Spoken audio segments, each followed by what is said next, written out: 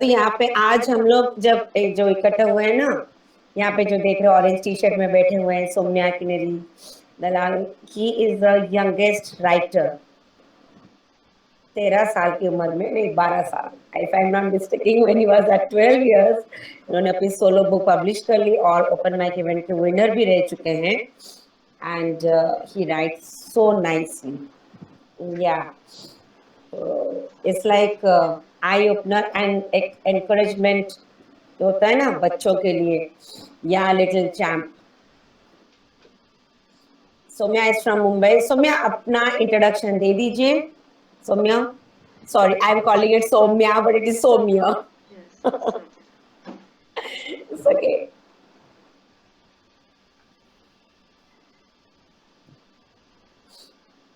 Yes, ma'am. I am Samya Kignari Karthik Dalal from Mumbai. I study in Kapol Vidyanidhi International School, ICSE. I have been working as a co-author in more than 95 anthologies and I have written more than 108 poems. My first solo book was published under Inkzone publication. मेरी परछाई मेरी कविता है. Thanks a lot Bhavna ma'am and Inkzone team. This is the book. वाह। मैं एक सवाल करूं आपसे।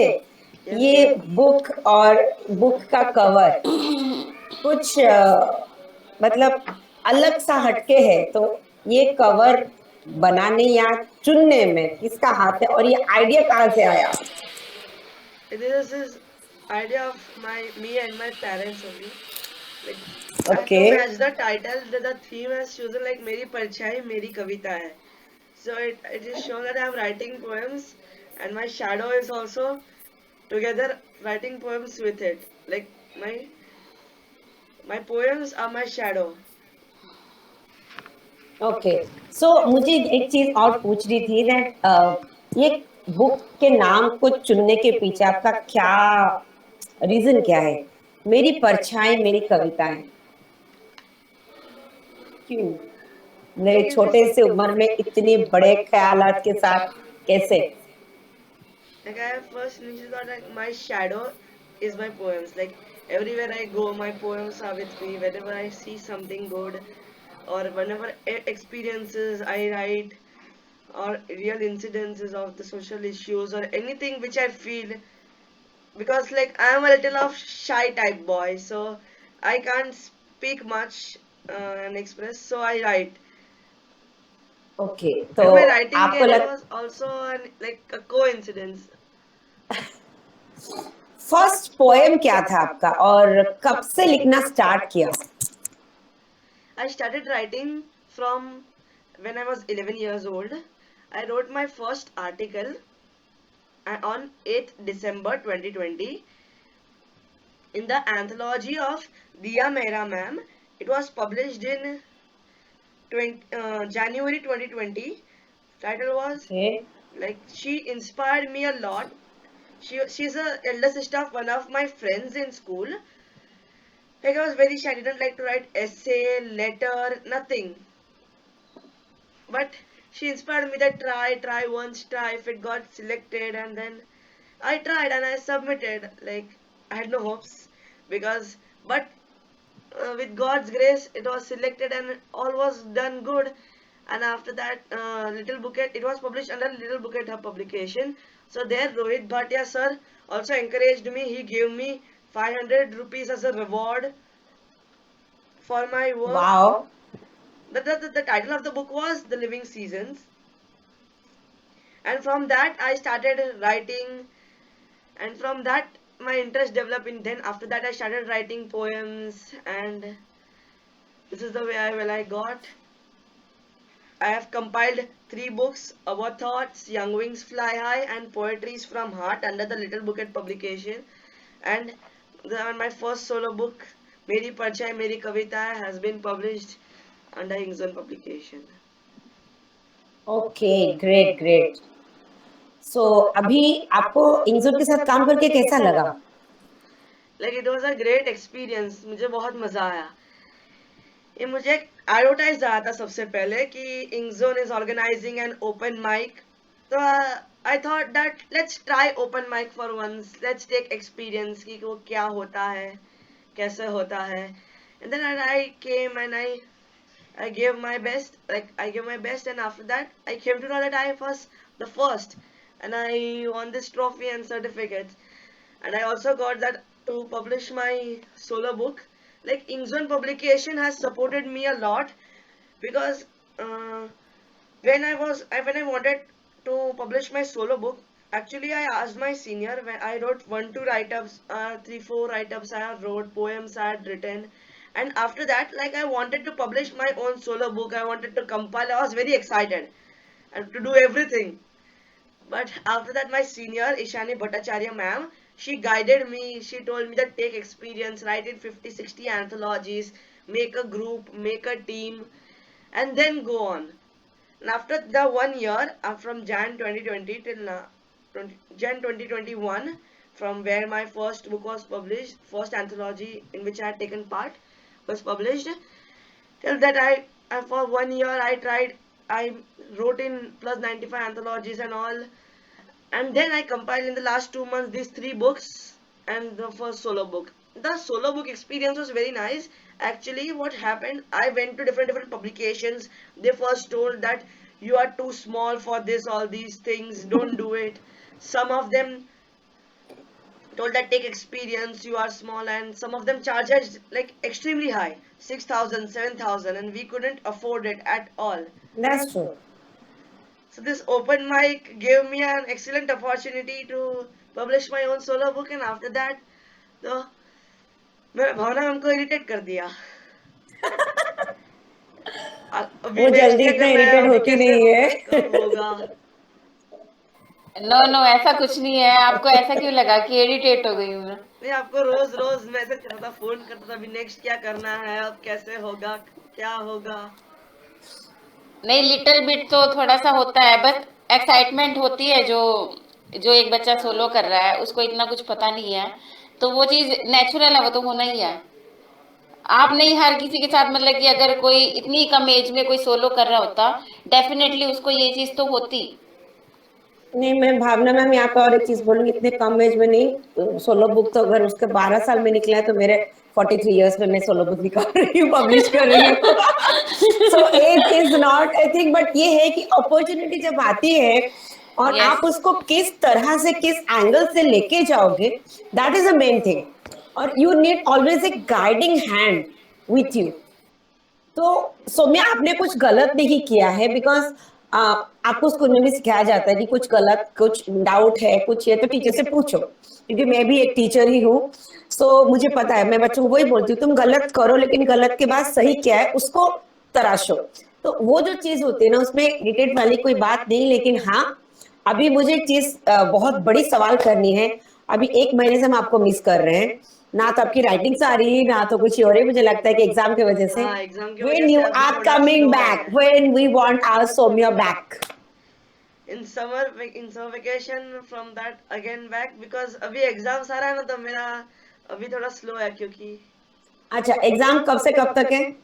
एग्जाम तो अभी जो मेन पेपर्स थे वो 28 से चालू हुए, 28 to 13 थे, Okay. पर इंटरनल्स और वो सब 15 से चालू हो गया था. ओके, तो एग्जाम कब खत्म कब हो रहा है? 13 अप्रैल. 30 जनवरी को खत्म हो रहा है, तो मतलब हम लोग 13-14 के बाद हम आपको एक्सपेक्ट कर सकते हैं. Yes. एटलीस्ट कुछ ना कुछ तो आएगा. ओके. सो यहाँ पे बाकी किसी और को सवाल करना है अपने छोटे से ऑथर से, प्लीज. संतोष जी है, पूजा जी, प्राची जी, प्लीज. कार्तिक जी, प्लीज. कुछ भी है तो प्लीज सवाल करिए. I think Somya is now confident. Somya, आपका डर गया ना? हाँ. मुझसे डर तो नहीं रहे हो ना? नहीं नहीं. नहीं, लोग सोन में डरता नहीं है. ये एक्चुअली ना इंस्पिरेशन है सभी स्टूडेंट्स के लिए. एग्जैक्टली. हाँ जी, क्योंकि जितनी खुशी सौम्या को अपनी सोलो बुक मतलब कि पब्लिश करने में, पब्लिश कराने में हुई थी, उससे कई ज्यादा हमको हुई थी इसको आगे लेके आने में. एक छोटे से writer, it's like young writer. Yes ma'am, बिल्कुल. बड़ा और सबसे अहम सवाल मैं करने वाली हूँ, खुद को अभी कहाँ देखते हो? राइटिंग को लेके कहाँ देखते हो? मोस्टली मेरा सबसे एक ही सवाल रहा है, because life is up and down, like mountain lines जो होते हैं ना, सो zigzag, सो उसके चलते चक्कर में मैंने ये सवाल किया, खुद को कहाँ देखते हो? Like, if I tell frankly, I don't consider myself as an author or a writer, but I'm just a student, and I am blessed by my parents and teachers for whatever I am doing. एक मुझे करना है engineering in database computer science और very good. Space science. Writing is my hobby, so every day रात को 1 our और ऐसे में सिर्फ रिफ्रेशमेंट के लिए लिखता हूँ.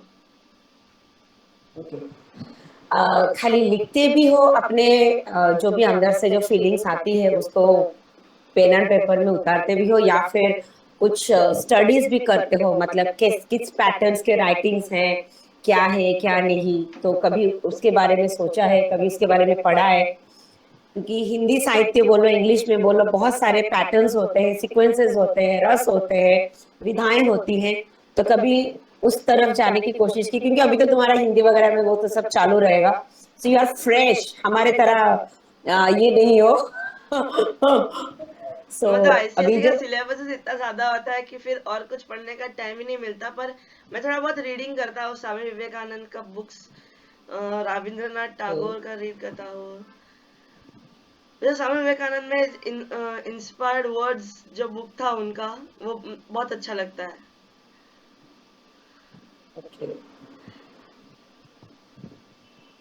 लेकिन उसमें जो कहा गया था कि जब एक जर्नलिस्ट उनके पास आते हैं और कहते हैं कि भगवत गीता सबसे लोएस्ट लेवल पे है और हमारी बुक्स उसके ऊपर है, तो भगवत गीता को खींच लेते हैं नीचे से और कहते हैं Bhagavad Gita is the base of all the books above. Correct. And one more thing अगर मुझे शेयर करना है कि my parents have once told me, Ramayana teaches you what to do in life, Mahabharata teaches you what you should not do in life, and Bhagavad Gita teaches you how to live a life. That's true, So I feel that these three books are very important for a person. Correct. Very true. पता, लेकिन मैं यहाँ पे मेरे खुद की परिभाषा में यहाँ पे बताना चाहूंगी, जैसे तुम छोटे बच्चों के लिए, या पकड़ लो 3-4 साल के बच्चों के लिए होता है ना बाल कविताएं, गीत, या फिर स्टोरीज, बेड टाइम स्टोरीज होते हैं, मोरल स्टोरीज होते हैं। हमें लगता है ये रामायण महाभारत जो है ना, ये हमारे लिए स्टोरीज है विद द मोरल्स, एक एक अध्याय में एक एक मोरल्स हैं, how to lead your life, जिंदगी कैसे जीनी है तुम्हें, और तुमको इस जिंदगी में सारे के सारे जो कैरेक्टर्स हैं वो मिलने ही हैं, वो मिलेंगे ही, चाहे वो भीष्म पितामह हो, चाहे वो रावण हो, रामायण से ले लो, या फिर दुर्योधन ले लो, कृष्ण ले लो, यू विल गेट इट। आपको 100% ये जिंदगी में ऐसे लोग ही आपको मिलेंगे। तो ये होती है हमारे लिए, बड़ों के लिए हमारी मोरल स्टोरीज, महाभारत और रामायण। और भगवत गीता जो है ये आपको जिंदगी जीना सिखाती है, ये बहुत वेरी ट्रू और बहुत सही है, जीना सिखाती है कि तुमको कहाँ पे कैसे किस ट्रिक से जीना है और कहाँ पे कौन सा तुमको हथियार उठानी है। बस इसमें मैम सभी प्रश्नों के, सभी क्वेश्चंस के आंसर हमें यहीं पे मिलते हैं. सही।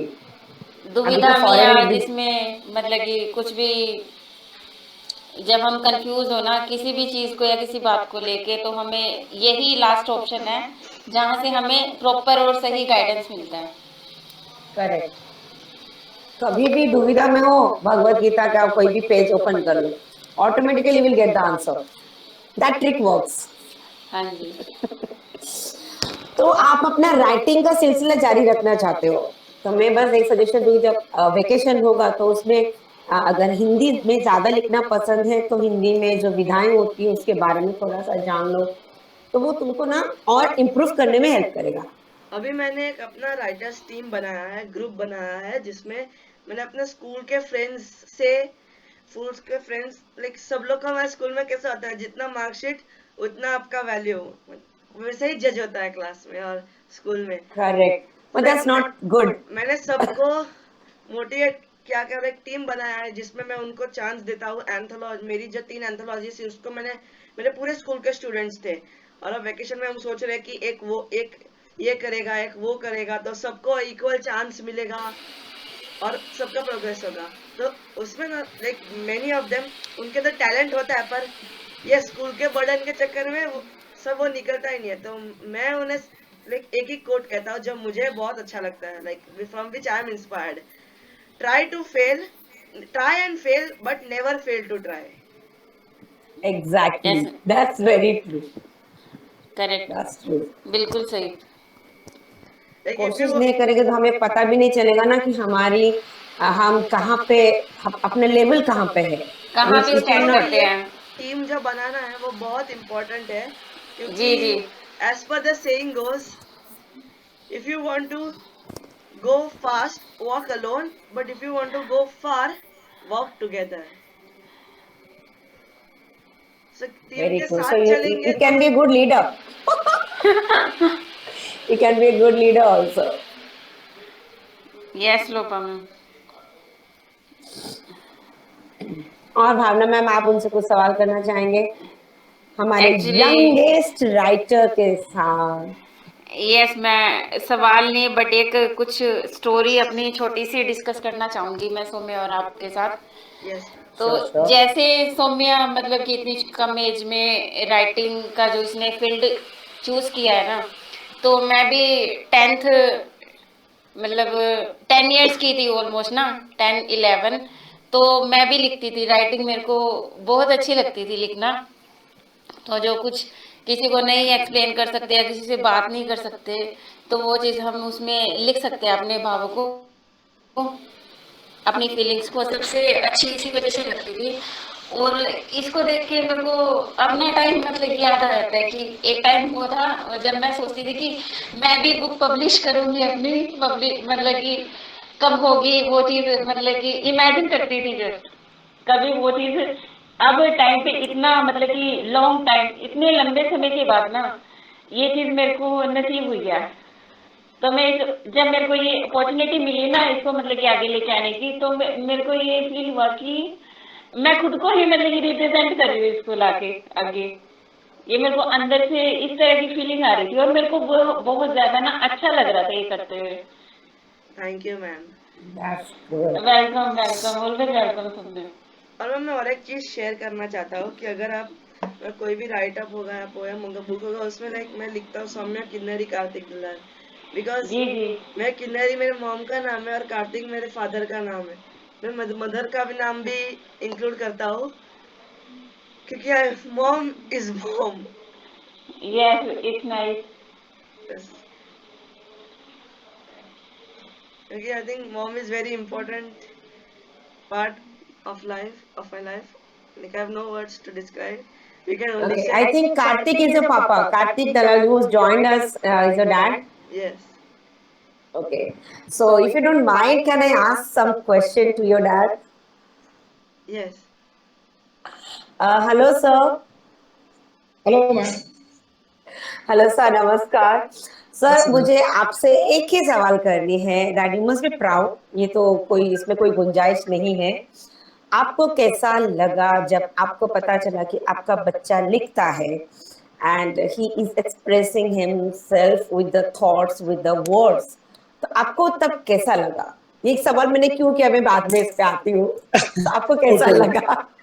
एक्चुअली मैं फ्रेंकली बोलूँ मैम, शो में बहुत कम बोलता है, ज्यादा किसी से बात नहीं करता है, कम फ्रेंड्स है उसके, हमारे साथ भी कम बात करता है। तो हम लोग कई बार कंफ्यूज रहते थे कि उसके दिमाग में क्या चल रहा है, वो क्या सोच रहा है। It's obvious. वो उसका लिमिटेड ही उसकी बात होती थी, ज्यादा वो मस्ती मजाक भी नहीं करता, एकदम स्टूडियस टाइप बॉय है, शाई टाइप बॉय है। तो हम लोग को जस्ट लगता लाइक था मी। क्या होगा। मैं भी नहीं तो बोलती थी लोपा मैम, बिल्कुल भी अपने टाइम सेम सेम में जब छोटी थी, सेम। बिल्कुल सेम एज इट यहाँ इज। पे मेरा भी वही था, कोई मुझे भी अभी यकीन नहीं जिससे करेगा। अभी अभी अभी उसने लिखना चालू किया लगभग लास्ट 13-14-15 महीने से। तो वो लिख रहा है तो हमको अभी समझ में आ रहा है वो क्या सोच रहा है, उसका क्या आईक्यू है, मतलब उसकी एज से ज्यादा आगे वो सोच रहा है। उसकी पोएम ज्यादा, वो पोएम्स ही लिखता है, उसको आर्टिकल पसंद नहीं है। तो उसकी पोएम्स में हमको समझ में आता है कि वो कैसे लिख रहा है, क्या सोच रहा है। तो आई फील वेरी प्राउड कि मतलब उसका थिंकिंग बहुत अच्छा है, प्योर सोल है उसका, गम गोल्डन हार्ट है उसका। मतलब वो जो हिसाब से लिखता है, सोचता है, बोलता है, तो कभी कभी तो हमें लगता है कि इतने छोटे से बच्चे ने ऐसा कैसा लिख दिया। मतलब कोई ऐसी पोएम उसकी ऐसी है कि वो कैसे लिख सकता है। लेकिन he is very good person, very good human being. So I feel very proud कि मेरा लड़का है वो ऐसा। वाह, आपको सौम्या के सबसे फेवरेट कविता कौन सा लगा, जो एक उसने वाव भी, इफेक्ट दे हाँ, आपको? उसने अभी जो कंपटीशन में बोला था, डार्क साइड ऑफ टेक्नोलॉजी। मतलब आजकल के बच्चे तो टेक्नोलॉजी मोबाइल के पीछे पड़े रहते हैं, तो उसने करेक्ट। उसमें जो नेगेटिव पॉइंट है वो उसने दिखाया है, डार्क साइड ऑफ टेक्नोलॉजी। तो बहुत अच्छा पोयम है। फिर एक उसकी पोयम है 21वीं सदी की माँ, हिंदी में। तो उसमें वुमन का हर एक सदी का उसने कुछ बताया है कि क्या होती है माँ, और 21वीं सदी की माँ कैसे सब बैलेंस करके चलती है। मतलब ऐसा उसने उसमें दर्शाया है। तो वो भी बहुत अच्छा है उसका वो पोयम। फिर एक दो लव पोयम भी है, हार्ट ब्रेक वाला है उसका, वो भी अच्छा है। फिर मोटिवेशनल भी है उसका एक दो पोयम, वो भी बहुत अच्छा है। मतलब ओवरऑल उसका कॉम्बिनेशन बहुत अच्छा है सब पोयम का, बुक में आप देखोगे। So I like every poem actually. हाँ, एक चीज होती है ना कि माँ बाप को बोला जाए चुनने के लिए, तो वो डिफिकल्ट हो जाता है, कौन सा बच्चा अच्छा है। It's like the same thing. Okay, so thank you so much sir. मुझे सौम्या, अभी आपसे तो सर ने बता दिया कि सबसे फेवरेट कौन सा है उनका, जी तो उसमें से बिल्कुल। दो दो पंक्तियां अभी थोड़ा सा हो जाए, हमें भी थोड़ा सुनने का मौका मिले। जी मैम, यही बोलने वाली थी एक्चुअली रुको। जो मेरी 21वीं हमारी सोच मिलती जुलती है ना। जी मैम बिल्कुल। जो मेरी 21वीं सदी की माँ की पोएम थी, उसका जो लास्ट स्टैंजा है वो मैं कहना चाहता हूँ। दुर्गा माँ के 9 रूप है उसमें, हर रूप में सक्षम सबसे, संस्कृति और आधुनिकता का संतुलन बनाए हुए ममता की है सबसे बड़ी मिसाल, वो है 21वीं सदी की माँ। वाह। और टेक्नोलॉजी का कुछ याद है? टेक्नोलॉजी का नहीं, दे के भी पढ़ सकते हो अगर है तुम्हारे पास, अगर साइड में है क्या? हाँ है मेरे पास। से ये तो लाजमी है, जो जो इतना लिखता है ना उसको पूरा का पूरा चीजें याद नहीं रहती है। याद नहीं दिस रहती इज मैम। ऑब्वियस, ये लिखते ऑब्वियस है। हैं और भूल जाते हैं, लिखते हैं भूल जाते हैं, क्या लिखा था याद नहीं होगा, कल क्या लिखा था हाँ, आज नहीं याद होगा। एक्चुअली ये सवाल मेरी मम्मी ने मुझसे की थी, इतना सारा लिखती है तुझे याद है? मैंने कहा नहीं। मैं हम नेकी करते हैं और दरिया में डालते हैं। वही नहीं, वाली बात है। हाँ, वो दरिया में जो बूंद मिलता है वो बुक के जरिए उभर के आती है। जी मैम बस। बिल्कुल। हाँ Saumya. Evil comes into the world with a stealthy tread, wearing many masks to hunt the innocent. Today is the dark circuitry of technology, the mother of invention and a modern necessity. The internet has changed our lives forever. Is it really required? Is it worthy? Modern tools of technology, closing concertina wire of academic competition, and the reduction of relationships are taking a toll on our young. Pastures have shrunk and playgrounds are disappearing, killing the delights of childhood exploration. The pleasure of learning is lost at the play school level itself, where the kids are taught to be gladiators, not students. Knowledge has become the death next door. The child itself now is the software of suicide. The original attribute of a child was innocence. Children were once heroes of their own imagination. Now they are victims. On the dark side lurks the deep web, particularly exciting for deviants. Child pornography, child labor, rape videos, suicide sites, cyberbullying, cybercrime, operating without any fear of arrest. What the hell is going on? Nuclear families exclude the benign advice of grandparents and rigorous of aspirational careers are forcing parents to have little time for their offspring. There is nothing more terrible thing than the loneliness of children. Nevertheless, it is what this age has brought into our homes and lives. Please hold your children close and take time off to read them. Give them love, not gadgets, and don't allow any technology to conquer us. Don't allow any technology to conquer us. Don't allow any technology to conquer us. Very nice, very nice. It's really very very nice good. Saumya. अब मतलब मैं दो बोलते पंक्तियां हैं ना और कहना चाहता हूँ. अपनी तन्हाई से बाहर आकर तो देखो, अपनी तन्हाई से बाहर आकर तो देखो, हर कोई तन्हा है, पास जाकर तो देखो. अरे वाह, क्या बात है. ये लेकिन सही है.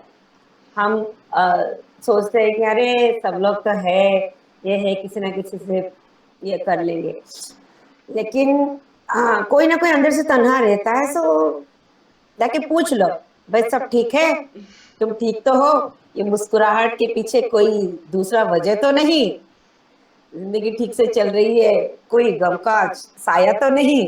सो it's like that only. So आपकी सोच बहुत ही बढ़िया है. थैंक इतने यू. कम उम्र में इतना बड़ा, बहुत बड़ी सोच रखने वाले बच्चे आजकल बहुत कम दिखते हैं. कम नहीं दिखते, एक्चुअली एक्सप्लोर नहीं कर पाते हैं उनको खुद को, जो शायद आपके पेरेंट्स भी इसमें सहमत हो, क्योंकि एज ही ऐसा है that you need to explore yourself, you need to analyse yourself कि आप कहाँ पे हो, because you are judged in many ways. School में जज होते हो, फ्रैंकली स्पीकिंग, स्कूल में जज होते हो, अरे बच्चा लिख रहा है तो पढ़ाई में कैसा ध्यान देगा, ओके. और फिर उसके बाद दोस्तों के इसमें, अरे ये बच्चा ये लिख रहा है, पता नहीं इसकी सोच कैसी है, अलूफ रहना पसंद करता होगा. तो बहुत सारी चीजें जो है आगे आने वाली भी है. सो मैं एक चीज बोलूंगी, आगे बहुत सारी अड़चने आएंगी भी, लेकिन कलम को अपना हथियार बनाने से कभी चूकना नहीं, कभी उसको छोड़ना नहीं, क्योंकि कलम और कागज एक ऐसे दोस्त है ना, वो जिंदगी की आखिरी पड़ाव तक तुम्हारा साथ देंगे. दुनिया में कोई नहीं रहेगा, कोई नहीं रहेगा, लेकिन वो ही चीज रहेगी जो तुम्हारी पहचान बनेगी. ये हमेशा ध्यान में रहना.